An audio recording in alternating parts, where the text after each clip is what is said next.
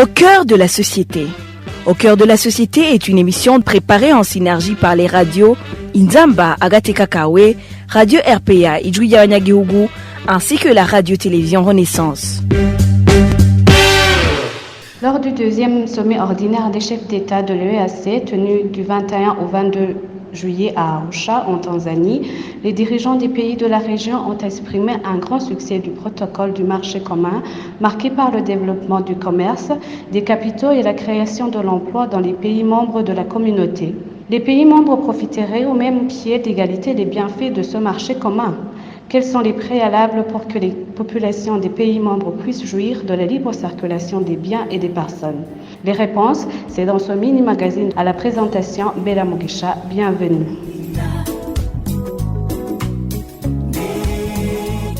Que prévoit la communauté de l'Afrique de l'Est sur la libre circulation des personnes et des biens?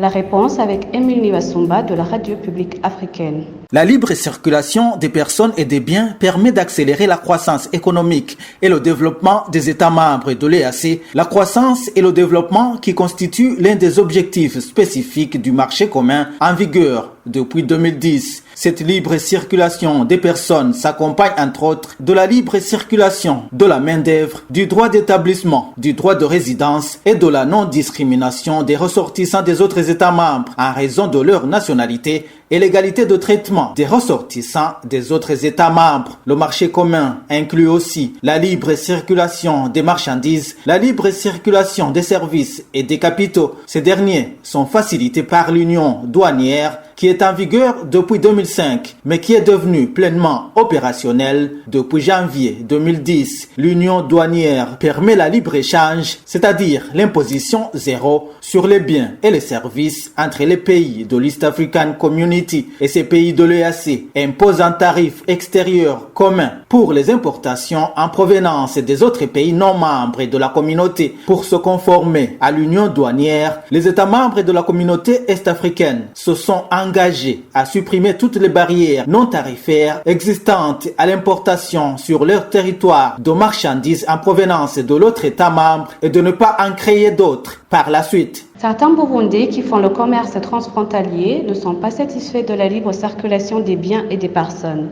Des problèmes politico-sécuritaires sont à l'origine. Suivez-les au micro de nos collègues de la télévision Renaissance. Quand on s'approvisionnait au Rwanda, on avait un avantage car on ne faisait pas un long trajet et il n'y avait pas beaucoup de complications. Notre situation a basculé suite au conflit entre les deux pays qui ont fermé la frontière, même s'ils donnent comme prétexte le Covid-19. Nous, les citoyens ordinaires, nous en sommes victimes. Celui qui a un petit capital ne peut plus aller s'approvisionner au Rwanda car ça devient nécessaire de passer par la voie aérienne avec un ticket d'avion aller-retour.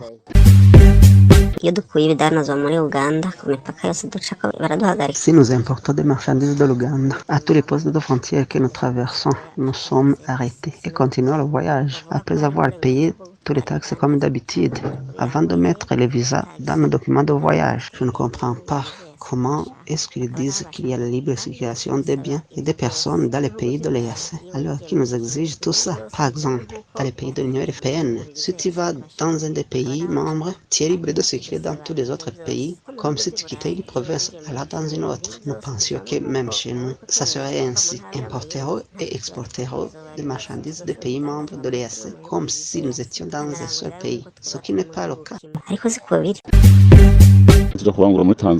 En allant s'approvisionner en Tanzanie, en cours de route, nous sommes confrontés à beaucoup de difficultés. Il y a plusieurs barrières, c'est de police ou d'autres érigées par la jeunesse du parti au pouvoir, comparables aux simulacres de Seychelles. Nous dépouillons de nos marchandises. Pour éviter cela, celui qui a un capital de 3 millions, par exemple, met de côté 100 000 à payer sur les différentes barrières. Sinon, tu peux être dépouillé de tes marchandises.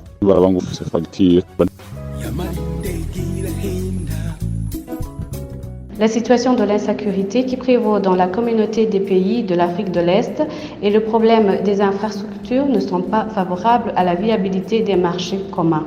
C'est la lecture de Faustin Ndikumana, expert en économie et président de la PARSEM. Il propose des stratégies pour que l'intégration soit bénéfique à tous les pays en entièreté.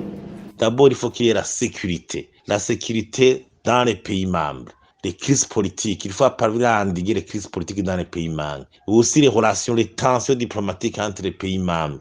Actuellement, au sein de l'East African Community, il y a eu des tensions diplomatiques, des problèmes de sécurité, de crises politiques dans certains pays qui ont fait qu'il y ait même des réfugiés. La situation vraiment n'est pas favorable à la viabilité d'un marché commun.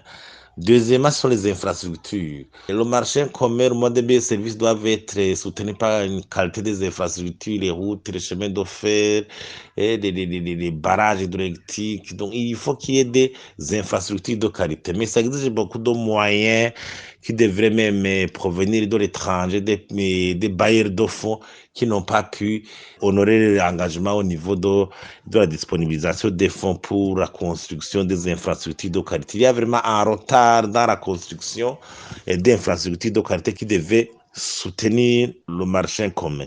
Il y a la modernisation des politiques économiques qui reste un problème, qui reste un défi. Surtout que même les pays membres ne sont pas à même niveau de développement. Cela fait qu'au niveau du respect, par exemple, des facteurs de convergence, il y a des pays qui arrivent en retard, des pays fragiles, pauvres comme le Burundi. Et il y a aussi ce problème de surpopulation dans certains pays. Il y a des pays avec une immensité territoriale avérée qui ont pris des balises pour éviter que les petits pays comme le Burundi et le Rwanda, qui sont surpeuplés, pauvres, ne déversent pas les populations sur le territoire des pays immenses comme la Tanzanie.